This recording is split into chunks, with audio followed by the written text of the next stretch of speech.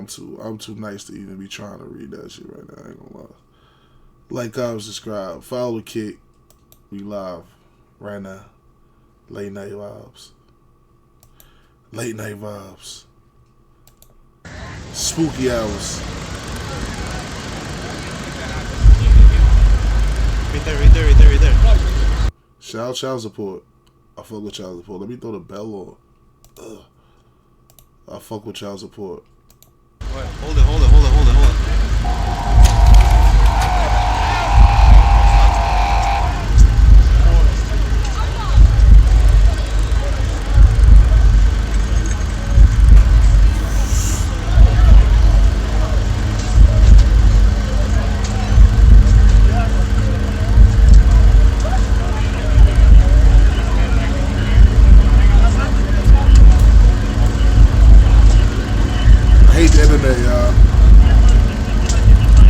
I hate this, like, this new era of the internet, bro.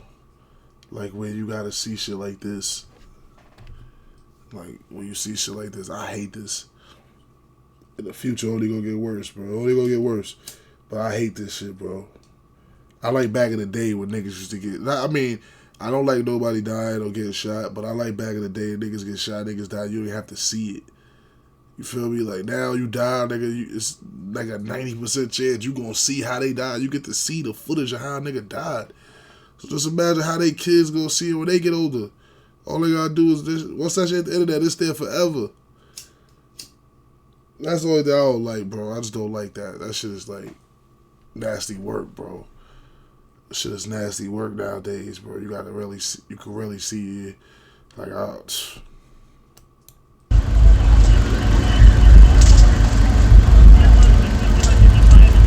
like the video, man.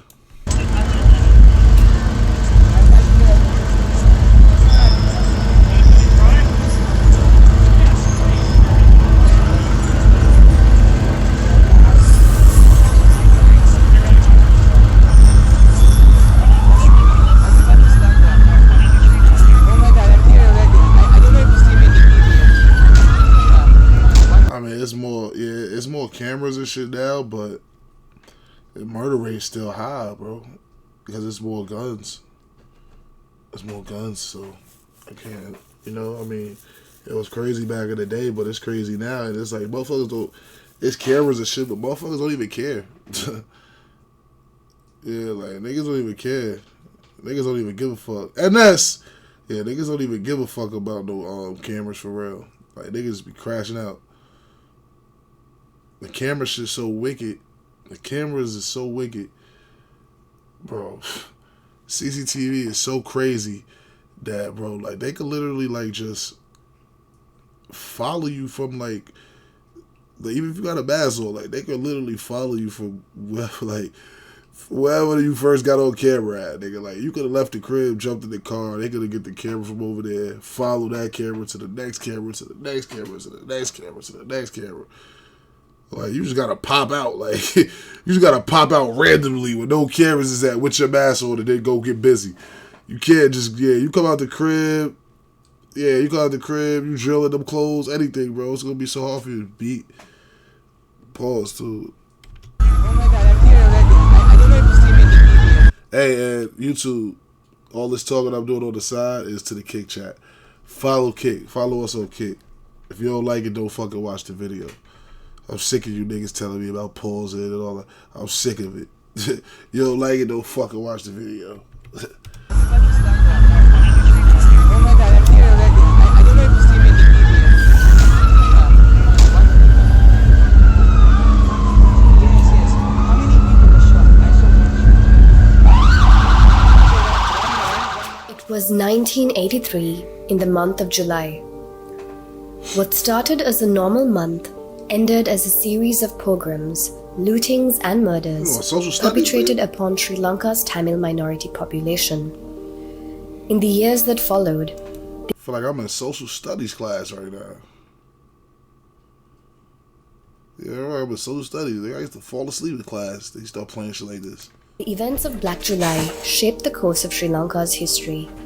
අපි ඉතින් සෙල්ලම් කර කර ඉන්නකොට ඔන්න දුවනා කියලා දිව්වා. තෝරා එනකොට අපි උඩාට කැලේට ගියා. Nigga be in class like this. එනවා ගෙදර. අපෝ මේ තාත්තලා එක්ක අංගිලා කැලේ තියලා අපිට කාමරෙට ගෙනල්ලා. Damn, bro, I ain't been in school about 20 years, nigga. I'm an old nigga. Nah, I ain't been 20 years. It been like 15 though. Damn. I ain't been in school since like 07, nigga. 08. එනවා ගෙදර. අපෝ මේ තාත්තලා එක්ක අංගිලා කැලේ තියලා අපිට කාමරෙට ගෙනල්ලා තිනවා. ඒක කාලා අපි කැලේම ඉන්නවා. ආයි තව දැනකට යනවා. බයයිනේ. Although the fight towards independence was shouldered by both majority and minority communities in the country, once Sri Lanka gained independence from its British colonial rulers in 1948, its politics became skewed towards majoritarianism.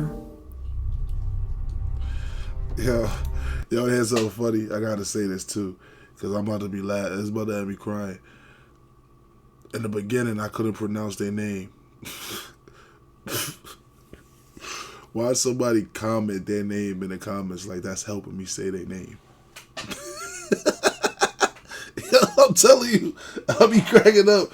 I gotta show y'all the comments when people be doing that shit. When I don't say a motherfucking name right, they will comment the name in the comments like that's helping me understand. I'll be like, yo, these niggas is crazy. I had to say that. I never even told y'all like, but niggas be doing that. I'll be laughing. I gotta start showing y'all niggas all the comments that be having me laughing, because niggas be having me crying. That's one of them shits that be like, bro, you serious? Like, are you serious? I said I can't say the nigga name. I don't know how to read the nigga name. Nigga gonna comment his name. Like, I ain't see. In the early 1990s, in the aftermath of the Civil War, the Nirmalendran family landed in Toronto, specifically Regent Park. Due to language barriers, the mother and father would struggle to find jobs while the three brothers would enroll in Toronto's Central Tech High School. During this time, the eldest brother, Nixon, would meet a friend. His name was Alwi. With Nixon being young and new to the city, Alwi looked after him like an older brother and took him under his wing as he was 2 years older and born in Regent. Both Alwi and Nixon were described by peers and family as funny, caring and compassionate.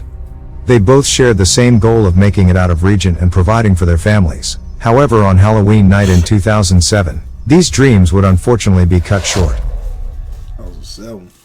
Of illegal drugs and to arrest youths in a big crowd. These officers of the law are trained to apprehend their suspects in many different ways without having to draw their weapon. But it seems they are quick to pull the trigger. This past Halloween night, they took the life of my friend Awi. He was shot in the neck by a female officer after a brief encounter. His family and friends still mourn his death, but sadly this has not been the first event of this kind. Wow. But we are fighting to make it the last one. In fact, police brutality is present all around the world, even in Canada. Wow. Damn, Awi. Rest in peace, man. Fucking bitch ass cops, bro. Trying to tell y'all, man. Police killed one of my homies a couple months ago. I'm trying to tell you. Real shit, bro. Fuck the police, for real. That's so sad. On Halloween night of 2007, in Riverdale Park, Toronto police was alerted to 4 robberies that had just occurred. Due to the report, Toronto police sent numerous patrol units to the park.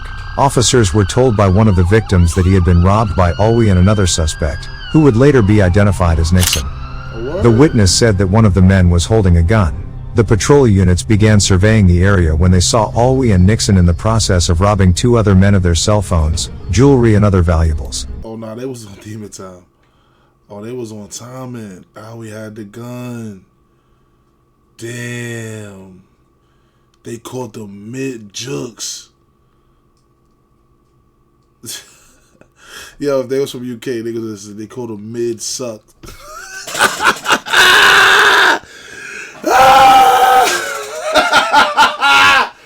Yo!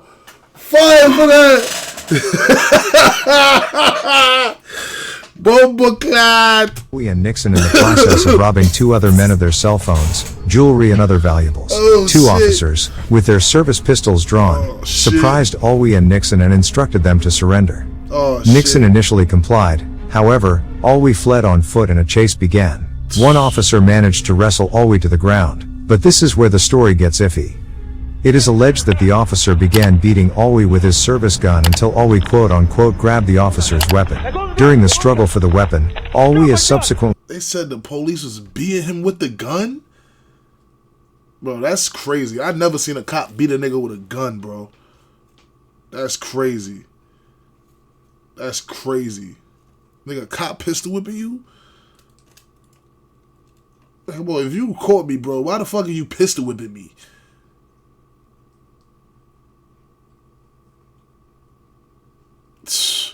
Like, come on, bro. Nah, they not pistol whipping niggas. They shooting niggas. They beating niggas with the batons. They not beating you with the gun. Bro, they not beating you with the gun. They gonna tase you. It don't matter if you resisting or not. Bro, them niggas is not gonna pistol whip you. Yeah, you running away with a gun and you get away, they catch you. They gonna fuck you up. Yeah, they gonna beat the shit out you. But they not. I never heard no cop pistol whipping a nigga. Yo, that's crazy. That's crazy. We quote-unquote grabbed the officer's weapon. During the struggling round. The fuck you think I'm supposed to do? If you pistol whipping me, of course I'm gonna grab your weapon.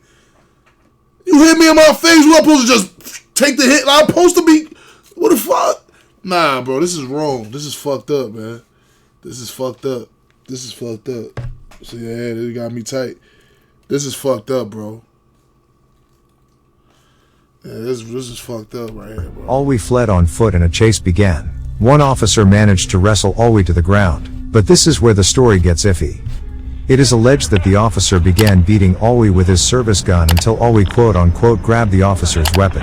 During the struggle for the weapon, Alwi is subsequently shot and killed by the officer. Nixon witnessed the entire situation, but due to him... So wait, didn't they say it was a female officer that shot him?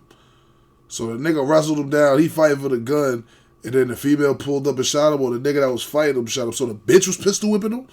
Hey, come on, you gotta rewind. You gotta make me understand this. Until Alwi quote-unquote grabbed the officer's weapon.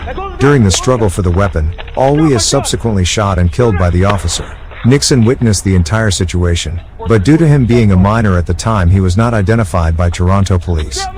This marked the beginning of Nixon's struggles and the downfall of the Nirmalendran brothers, as all three would soon turn to the streets of Regent Park to seek solace and protection. Police believe that this gang has been trafficking large amounts of a highly dangerous drug.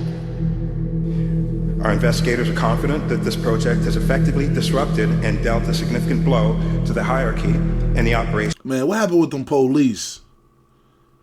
Did them niggas get in trouble? Anything happened? What happened? Like, you better let us know what happened. Cause that shit got me tight. I ain't gonna lie. That shit got me tight, bro. That shit got me a little upset. I ain't gonna hold you. They was cleared? Yo, that's crazy, bro. How the fuck, yo, bro, nigga, bro, what the fuck, like, see the world we live in, y'all. It's the world we live in, my nigga. I never in my life heard of a cop pistol whipping a nigga, bro. Like, unless it was some dirty cop shit, like, yeah, like, niggas, cops not pistol whipping niggas. Not over in New York, not over where I'm from. They gonna tase you. They gonna hit you with the baton. They gonna hit you with, they gonna fuck you up. For sure, they gonna beat the shit out you. But they not gonna straight up hit you with the gun, bro. Like, how you catch a nigga, wrestle him down, and beat him with a gun? And expect him not to, like, what he supposed to do? What is he supposed to do? Like, what the fuck are you fucking slapping me upside my face with a gun? What am I supposed to do? Just sit there like what the yo, this is crazy. This shit getting me tight, I ain't gonna lie. This shit getting me tight. Project has effectively disrupted and dealt a significant blow to the hierarchy and the operations of this gang. The early morning raids came after several months of investigation. They took place in Toronto and Hamilton, as well as York, Durham, Halton, and Peel regions. Police allege the gang is involved in the sale and distribution of fentanyl, not just in the GTA, but in other parts of the country as well.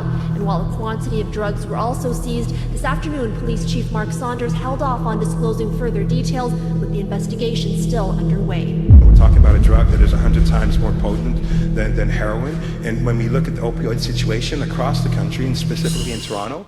On August 25, 2008, Toronto police received detailed information from a confidential source alleging that Nixon was dealing crack cocaine from his bedroom window. That same day police immediately applied for, and were granted, a warrant authorizing a nighttime no-knock search of the Nirmalendran family home. The warrant was executed at about 11:30 that night by forced entry into the home. The police found, as expected, a quantity of crack cocaine and some cash. In addition, they also discovered a loaded 9mm semi-automatic handgun. Nixon was subsequently arrested. The confidential source who provided police with information on Nixon claimed to have personally purchased crack cocaine from him and to have direct knowledge of his ongoing criminal activities. He even went further and described seeing a white bag of crack that Nixon kept under his bed. He described the prices and amounts of drugs available from Nixon. The informant was able to provide the accused's first name and his home address. The source not only knew where the accused lived, he knew the basic layout of the apartment. Nixon would eventually learn that someone had ratted on him. He suspected it was a childhood friend by the name of Christopher Husbands. Christopher, you bitch ass nigga.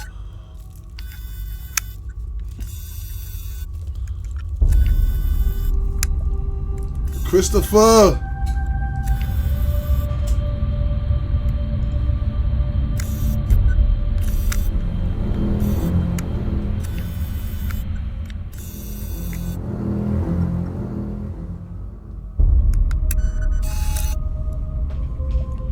Kevin Phillips killed in Toronto Don jail.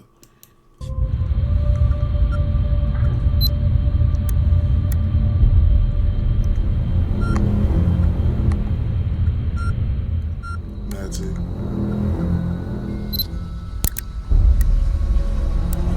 What? Nixon smoked him?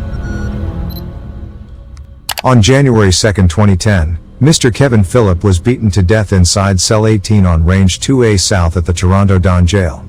After an extensive investigation, Nixon and 5 other inmates were charged with second-degree murder in relation to Mr. Phillip's death. Mr. Phillip was considered by other inmates to be a bully. He was known to steal clothing and food from weaker inmates and assault those who crossed his path. On January 2, 2010, Mr. Phillip was bouncing up and down the range and ultimately challenged everyone to a fight. He was upset about which cell he was placed in. No one had taken Mr. Phillip up on his challenge for a fight. However, he asked one of the correction officers if he could move to cell 6 and they agreed. At approximately 2:15 p.m. that same day, Mr. Phillip was attacked by a number of individuals. They held him until he passed out, at which point, he was punched in the face and was told something to the effect of, "Did you think you could come back and run things? Did you think things were going to go back to the same way as they were before?" Mr. Phillip replied, "Is this how you guys are doing me?" Minutes later, Mr. Phillips is dragged unconscious into the shower and left to bleed to death. Court documents also noted that Nixon's shoes were wet and soaked in blood and in front the police. In front the police. All in the cell. In front the fucking CO. They wildin'. They wildin'. Nixon was heard laughing. When officers questioned his wet clothing, he said he had just taken a shower. Ontario's Court of Justice eventually reduced Nixon's second-degree murder charge to manslaughter due to lack of evidence. Nixon would be found not guilty and subsequently released within a few months. Fast forward a year and a half later, Christopher Husbands, the man Nixon suspected of being his snitch, was invited by Nixon to a home in Regent Park. They gonna bet your ass Chris. Oh no, let me chill. Let me chill. I don't want to disrespect Chris, especially if he got smoked. But if he snitched, though, you know, it's part of the game. If he snitched on the gang, then that's part of the shit that had to happen.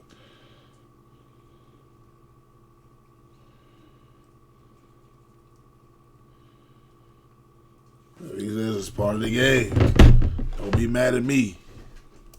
Husbands was made aware that Nixon was upset with him. However, when confronted by Husbands over the phone, Nixon claimed there was no bad blood and insisted they were cool.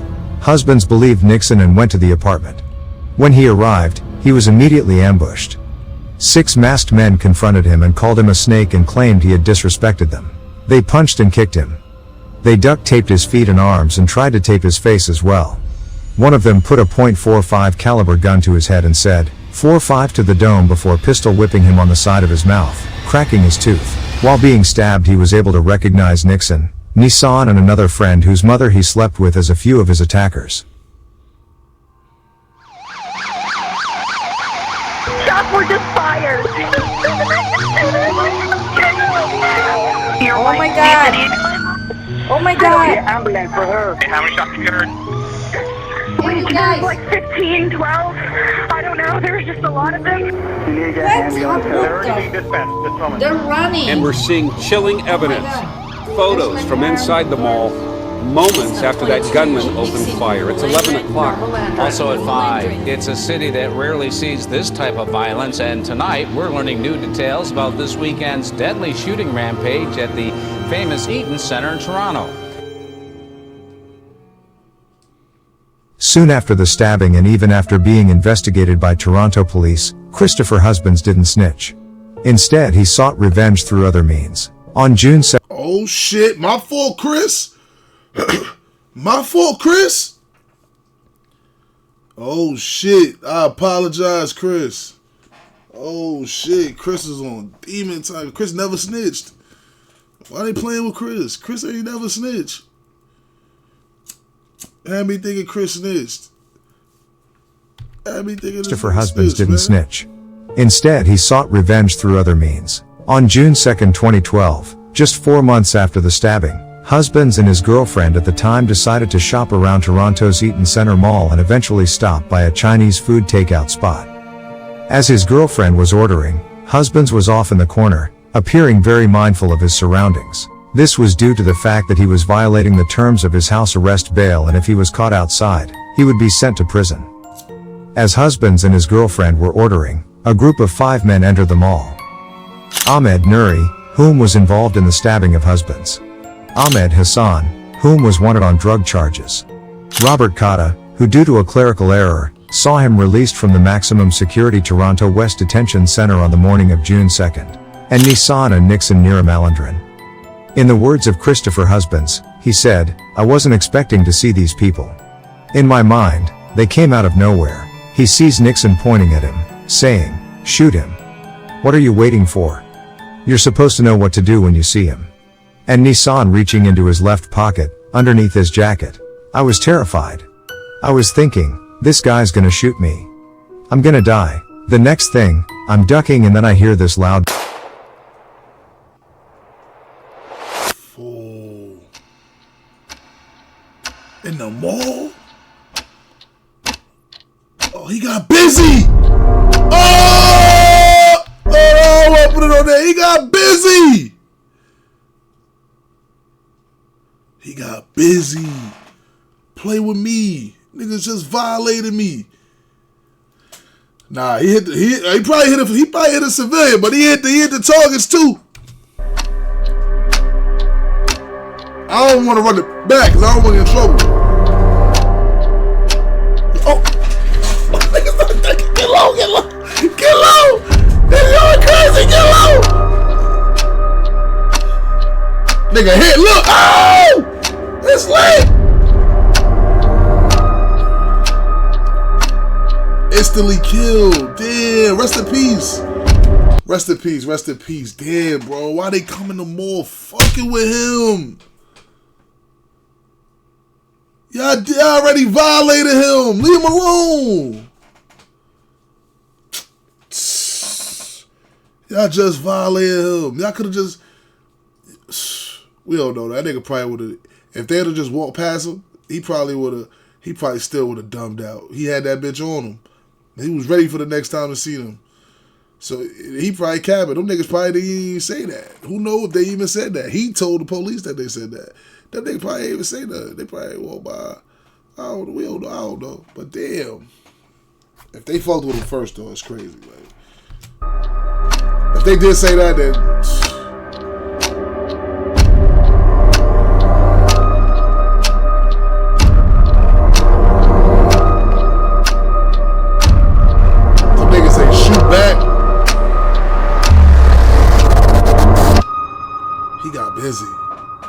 He got busy. He was a man on a mission 8 times. Oh my God. Damn. 14 rounds are shot into a crowded Eaton Center Mall.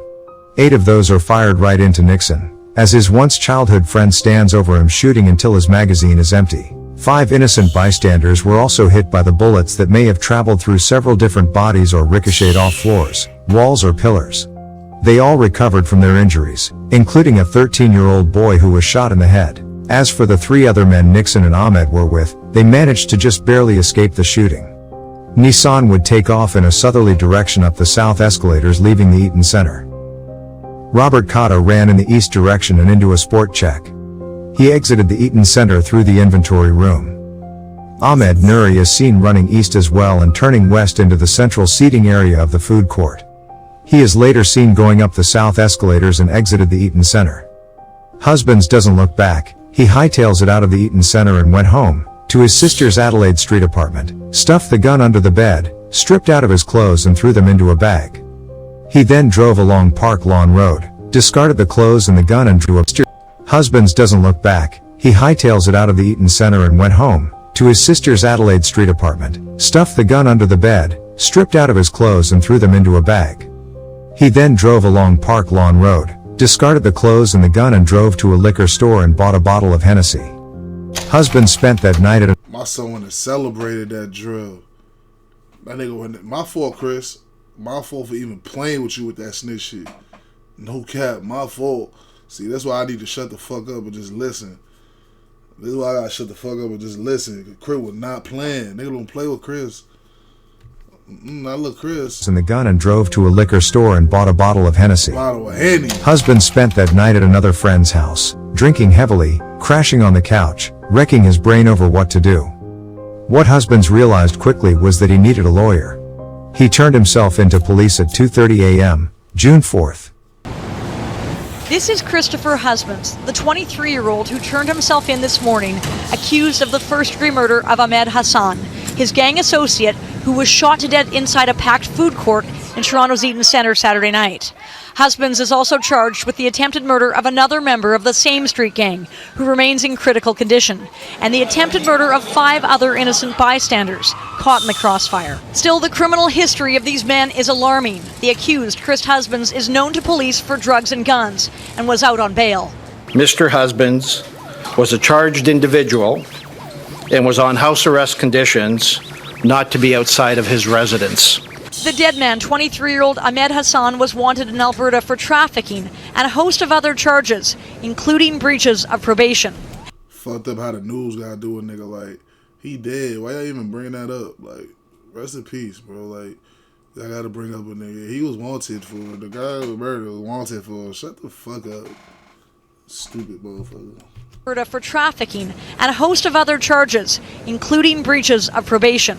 And Global News has learned the 22-year-old now fighting for his life was arrested in 2007 at Riverdale Park for armed robbery. His 18-year-old co-accused was fatally shot by police during the takedown. He was also charged with second-degree murder in relation to the killing of a Don jail inmate. A week later, while in custody, Nixon passes away in hospital from his injuries. Husband soon learns that Nixon had also died. In his words he said, "I was very affected. No matter what we went through, Nixon was my childhood friend. I was reflecting on when we were young, what we went through as we grew up." Dwight. Crazy. Nixon died.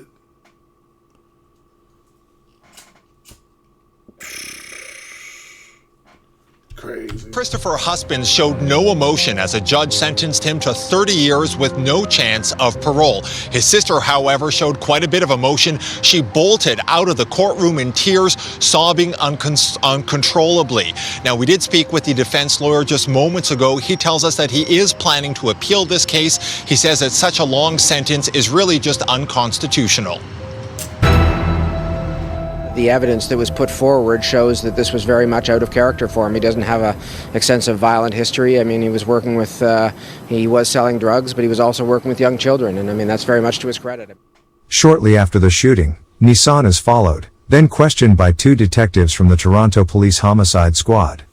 The unsworn audio interview lasted approximately 50 minutes. Nissan told the police that in the 35 days since the shooting he had watched news stories about the event. At one point he told the officers, "I heard one gunshot, then I shot." There were no follow-up questions or clarifications as to what he meant by "I shot." Early in the statement, Nissan said if someone in his group was armed they would have told one another. He later contradicted that statement. He then proceeded to claim that the stabbing incident involving husbands had nothing to do with Nixon or himself, and that it was done by Somalis that had beef with husbands. When discussing his brother Nixon, Nissan said he could have been shot in Regent Park so many other times. He would be in Regent with no gun on him, just standing there smoking. There were so many times when someone could have run up and shot at him. The stabbing was in March and he was shot in June, and my brother was out on the streets during that time. I know Christopher seen my brother before, and Nixon knew that he had problems with people in Regent. Nixon has even seen him hanging out there the last few months before the shooting. Christopher could have done it enough times in Regent when he saw my brother. It doesn't make sense. So he does it in the Eaton Center when a couple of guys are around my brother? Nissan would go on to further exclaim that fact that Nixon wasn't targeted. I know he wasn't targeted or he would have been gone a long time ago. Why would it take 4 months after the stabbing when Christopher seen him in the area enough times? It was a shocking crime that rocked our city. Now we're finding out there's a link between the Eaton Center shooting and Toronto's latest murder. Genevieve Tomney explains. Just after 11 last night, paramedics rushed Nissan Nirmalendran to St. Mike's Hospital. Hours later, he would die there, succumbing to bullet wounds, just as his older brother Nixon did less than a year ago. Police confirming today the man killed in last night's shooting at a downtown seniors home is the younger brother of one of the victims of the Eaton Center shooting. Obviously, anytime two members of a family are murdered, it causes concern for everyone. But for now, police are not making a connection, but say the killing of two brothers in 1 year is a coincidence they cannot ignore. Right now, early on, there's nothing that's jumping out that tells me that because of this has occurred. But we'll certainly explore that. Meanwhile, at the crime scene, police are poring over surveillance video they say tells a disturbing story. Police say the video shows what happened in this vestibule, the killer chasing the victim into the small space. But also inside, an elderly woman who lives in the residence, trapped by coincidence in what police call a cat and mouse game, where the victim appeared to use her as a human shield. The woman was unharmed, but residents of the building have been left shaken. On March 21, 2013, Toronto police say they received a call reporting gunfire just after 11:30 p.m. Thursday at a senior's apartment at 55 Bleecker Street in Regent Park. When police arrived, they found Nissan suffering from several gunshot wounds. He was taken to St. Michael's Hospital and pronounced dead. To this day, the killers are still at large. However, the only person of interest the police currently have is believed to be a friend of Nissan, as video footage showed them entering the building together earlier that evening. Later in the footage, Nissan is seen running back into the building in a panic, as his killer fires several shots at him. In an act of desperation, Nissan momentarily uses an elderly resident of the retirement home as a shield, before running back out of the building where he would collapse. The shooter would then take off. Once the footage and the details emerged of the incident, rival gangs of Regent Park would mock the death of Nissan in various songs. My city crazy. Everybody tweaking for a body. Scared niggas missing cause they tweaking off of mollies. Niggas using old ladies as protection in the lobby. Wow. And still getting body. Wow, still getting body. After the deaths of Nixon and Nissan, their youngest brother Nirmalendran would immediately reap the mental consequences of losing both of his older brothers within a year. The mother of the three would state during the Eaton Center trial that Nirmalendran changed after losing his oldest brother Nixon. She told the judge, Nixon was especially fond of his youngest brother, Nirmalendran. He loved him so much. When we sat together as a family to eat, those were the best moments of my life, said the mother. My 3 boys were my life. My family was a very fun-filled family. I don't know what happened. When my sons were here, they used to sit together and eat and laugh together as a family, she said through an interpreter. After my youngest son lost his brothers, he doesn't come near the table anymore. Her full statement was so emotional, her interpreter began crying during translation. Crazy. Where that little nigga at now?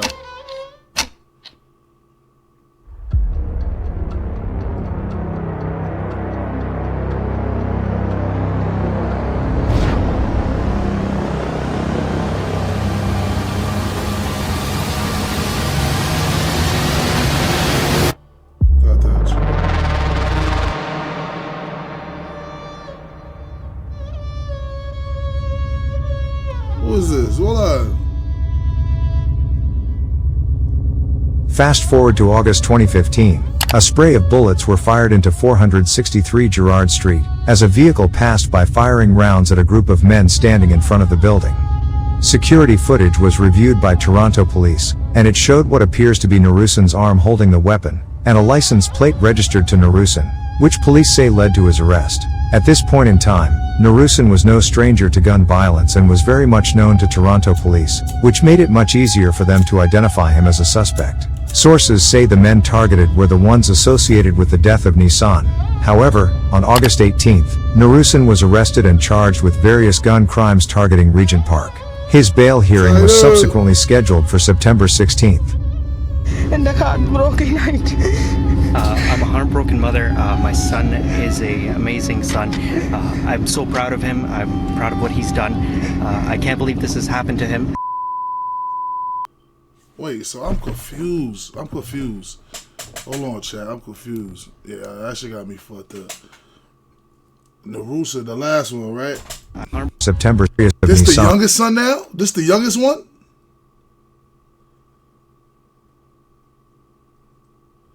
This the youngest one right here? The one that didn't want to sit at the table no more?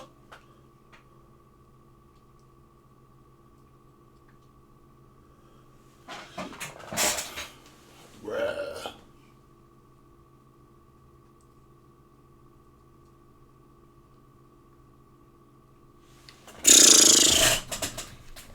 Damn, bro. However, on August 18th, Narusan was arrested and charged with various gun crimes targeting Regent Park. His bail hearing was subsequently scheduled for September 16th. He'll try to get that get back for his brothers. And the heartbroken night.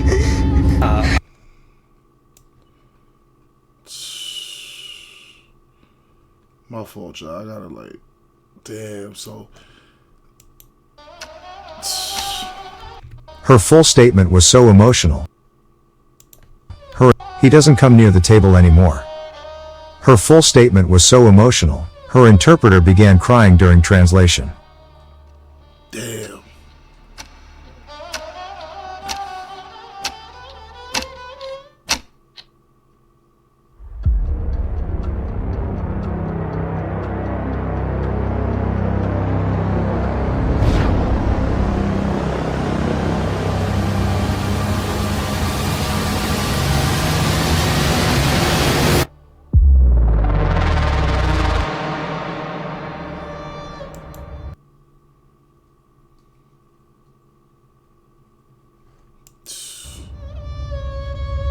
Crazy.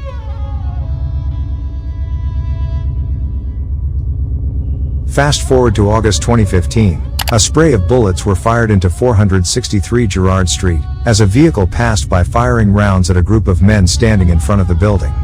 Security footage was reviewed by Toronto police, and it showed what appears to be Narusan's arm holding the weapon, and a license plate registered to Narusan, which police say led to his arrest. At this point in time, Narusan was no stranger to gun violence and was very much known to Toronto police, which made it much easier for them to identify him as a suspect. Sources say the men targeted were the ones associated with the death of Nissan. However, on August 18th, Narusan was arrested and charged with various gun crimes targeting Regent Park. His bail hearing was subsequently scheduled for September 16th. And the heartbroken night. I'm a heartbroken mother. My son is an amazing son. I'm so proud of him. I'm proud of what he's done. I can't believe this has happened to him.